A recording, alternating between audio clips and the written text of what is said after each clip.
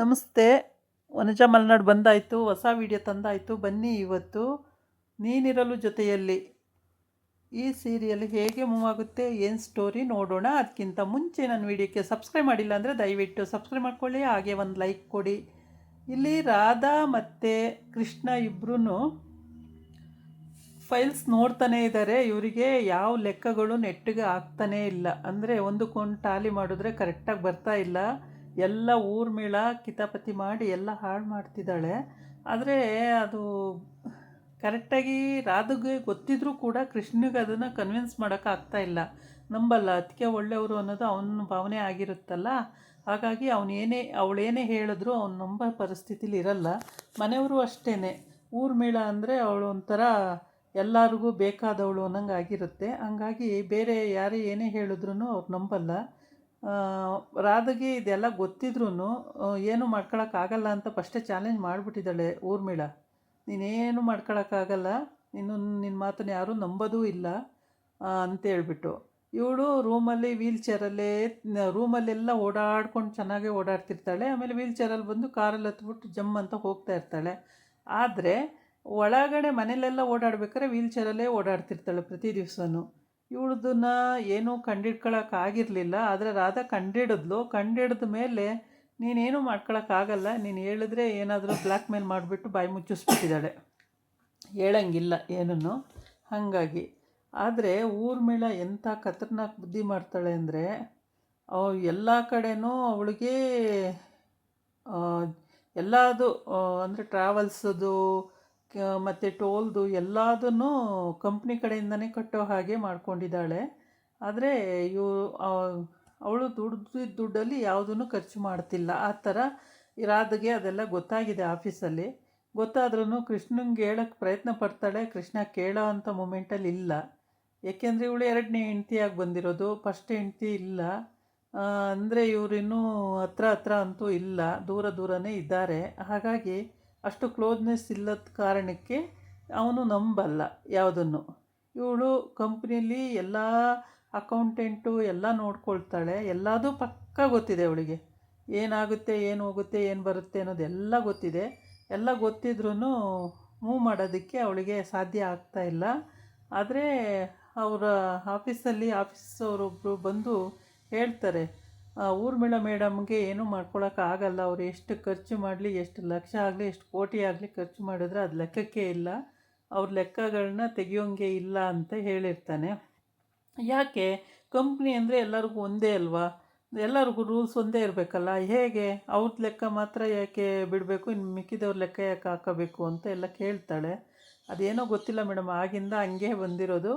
ಅವ್ರ ಲೆಕ್ಕಗಳು ಯಾವುದೂ ಹೇಳೋಂಗಿಲ್ಲ, ಅವ್ರು ಏನೇ ಖರ್ಚು ಮಾಡಲಿ ಏನೇ ಬಿಡಲಿ ಅವೆಲ್ಲ ಲೆಕ್ಕ ಹೇಳಂಗೆ ಇಲ್ಲ ಮೇಡಮ್ ಅಂತ ಹೇಳಿರ್ತಾನೆ. ಓಹೋ ಹೌದಾ, ಇದು ಬೇರೆ ಇದೆಯಾ ಅಂತೇಳಿ ಅವಳು ಮನಸ್ಸಲ್ಲಿ ಅಂದ್ಕೊಂಡು ಸುಮ್ಮನಾಗಿರ್ತಾಳೆ. ಊರ್ಮಿಳ ಅದನ್ನು ಹೇಳಿರ್ತಾನೆ ಅನಿಸುತ್ತೆ. ಊರ್ಮಿಳ ಸಂಜೆ ಬಂದಾಗ ಅವಳ ರೂಮಿಗೆ ಅನ್ಎಕ್ಸ್ಪೆಕ್ಟಾಗಿ ಹೋಗ್ಬಿಡ್ತಾಳೆ. ಯಾರು, ರಾಧಾ. ಹೋದಾಗ ಇವಳು ಚೆನ್ನಾಗಿ ಓಡಾಡ್ಕೊಂಡು ಇರ್ತಾಳೆ ಅಲ್ಲಿ ರೂಮಲ್ಲಿ. ಇದೇನಕ್ಕ ಓಡಾಡ್ತಾ ಇದ್ದೀರಾ ಅಂತ. ಹೌದು, ನಂದಿನ್ನೂ ಒಂದು ಮುಖ ನೋಡಿದ್ದೆ, ಈಗ ಇನ್ನೊಂದು ಮುಖ ನೋಡು.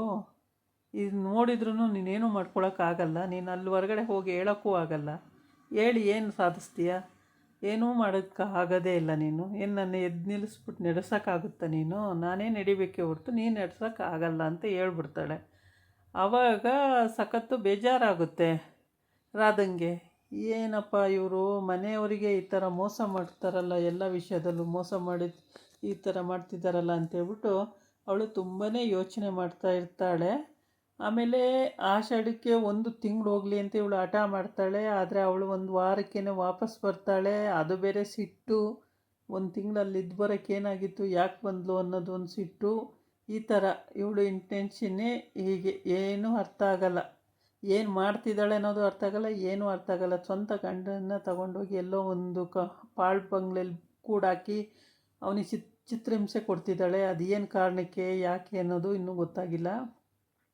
ಪಾಪ ಮಗ ಇಲ್ಲೋದಂತ ಅವರು ಅಪ್ಪ ಅಮ್ಮ ಇಲ್ಲಿ ಕೊರಗೋದು. ಇವಳು ನೋಡಿದ್ರೆ ಆ ಥರ ಶೋಕಿ ಮಾಡ್ತಿದ್ದಾಳೆ, ಯಾಕೆ ಅಂತ ಗೊತ್ತಾಗ್ತಿಲ್ಲ. ಇವ್ರು ತುಂಬ ಬಡವರಿದ್ದರು ಆವಾಗ ಫಸ್ಟು ಸ್ಟಾರ್ಟಿಂಗಲ್ಲಿ. ಅದೇನೋ ಇದ್ದಕ್ಕಿದ್ದಂಗೆ ಶ್ರೀಮಂತರಾದರು, ಹೆಂಗಾದರೂ ಏನು ಅಂತ ಅದು ಗೊತ್ತಾಗಿಲ್ಲ. ಇವಳು ಹೇಗೆ ಅದನ್ನೆಲ್ಲ ಇದು ಮಾಡಿದ್ಲು ಮತ್ತೆ ಅಂತೇಳಿ ಅದೂ ಕೂಡ ನಮ್ಗೆ ಇವತ್ತವರೆಗೂ ಅದು ಕರೆಕ್ಟಾಗಿ ಏನೂ ಗೊತ್ತೇ ಆಗಿಲ್ಲ ಹೇಳಬೇಕಂದ್ರೆ. ಮಗ ಇದ್ದಾನೆ ಅಂತ ಮಗನ ತಗೊಂಡೋಗಿ ಎಲ್ಲೋ ಹಾಸ್ಟೆಲ್ ಬಿಟ್ಟಿದ್ದಾಳೆ. ಅದನ್ನು ಮನೇಲಿ ಇಟ್ಟಿಲ್ಲ. ಮತ್ತು ಅತ್ತೆ ಮಾವನ ಹತ್ರ ಚೆನ್ನಾಗೇ ಇರ್ತಾಳೆ. ಹಿಂದೆ ಅತ್ತೆ ಮಾವನ ಬೈತಾಳೆ. ಏನೋ ಕತೆಗಳು ಇವಳದು. ಯಾವುದು ಕರೆಕ್ಟ್ ಕತೆ ಅನ್ನೋದು ಇಲ್ಲಿವರೆಗೆ ಗೊತ್ತಾಗೇ ಇಲ್ಲ. ಎಲ್ಲ ಅಯೋಮಯ ಅಯೋಮಯ ಥರ ಇದೆ. ಹೀಗೆ ಇವಳ ಕತೆಗಳು ಎಲ್ಲವೂ ಒಂಥರ ಸಿಕ್ಕಾಗೆ ಅಲ್ಲೇ ಸಿಕ್ಕಾಕೊಂಡಂಗೆ ಇದೆ. ಯಾವುದೂ ಕರೆಕ್ಟಾಗಿ ಇಲ್ಲಿವರೆಗೆ ಪಬ್ಲಿಕ್ಕಾಗಿ ಬಂದೇ ಇಲ್ಲ. ರಾಧಿಗೆಲ್ಲ ಗೊತ್ತಿದ್ರೂ ಅವಳು ಪಾಪ ಮಾತಾಡೋಕ್ಕಾಗ್ತಾಯಿಲ್ಲ. ಯಾರಿಗೆ ಹೇಳಿ ಒಪ್ಸೋಕ್ಕೂ ಆಗ್ತಾಯಿಲ್ಲ. ಯಾರಿಗೆ ಹೇಳಿದ್ರೂ ಯಾರು ಇವಳ ಮಾತನ್ನು ಕೇಳೋಕ್ಕೆ ರೆಡಿ ಇರಲ್ಲ.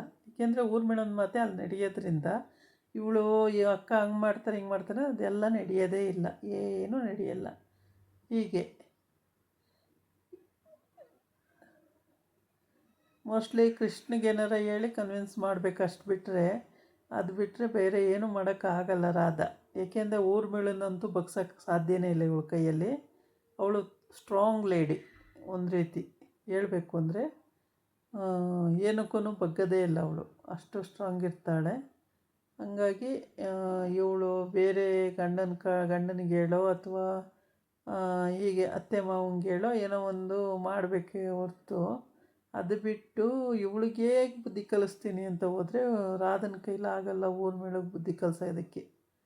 ಅವಳು ಸಖತ್ತು ಸ್ಟ್ರಾಂಗ್ ಇರೋದರಿಂದ ಅವಳಿಗೆ ಬುದ್ಧಿ ಕಲ್ಸೋಕ್ಕಾಗಲ್ಲ. ಇದಾಗಿತ್ತು ಇವತ್ತಿನ ವೀಡಿಯೋ. ನಾಳೆ ಇನ್ನೊಂದು ವೀಡಿಯೋ ಜೊತೆ ಬರ್ತೀನಿ. ನಮಸ್ಕಾರ.